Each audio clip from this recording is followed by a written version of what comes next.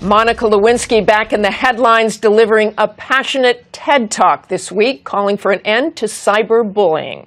So let's bring in the roundtable, Democratic strategist and CNN commentator Van Jones, Oklahoma Congressman Tom Cole, Steve INSKEEP, host of NPR's Morning Edition, and our own Cokie Roberts. Good morning to everyone. Cokie, I want to start with you. You were watching Lewinsky. The people in the audience seemed to respond to her message. It covered the story like a cheap suit. So does the country reassess what happened 20 years ago? How are we supposed to look at that? I think that people bring to it whatever prejudices they already had.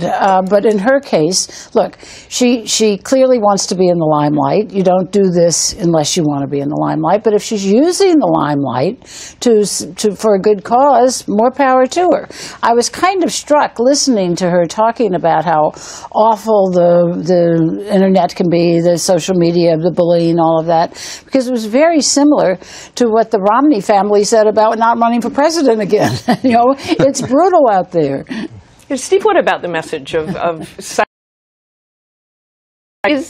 Well, it's a very real thing. We're actually expecting to interview an author who has an entire book about the culture of shaming, the way that people can be flamed permanently in a moment. And so while people may cringe that Monica Lewinsky is out there again, I watched the TED Talk. It's rather interesting. She's reaching out and talking about other people and other people's experiences, and it's never really a bad thing to try to understand what's happening to someone else, particularly someone else on the other side of that digital divide who you can reach in an instant, you can destroy in an instant, but you may not realize it. She'd be in the spotlight no matter what, well, so she might as well be something good. Unless she decided to, you know, change her name or get married and take her husband's name. Good luck with that. Yeah, good luck with changing the name. Congressman Cole, were you cringing? No, when you watched that? No, not cringing, but count me as somewhat skeptical that the timing is purely coincidental.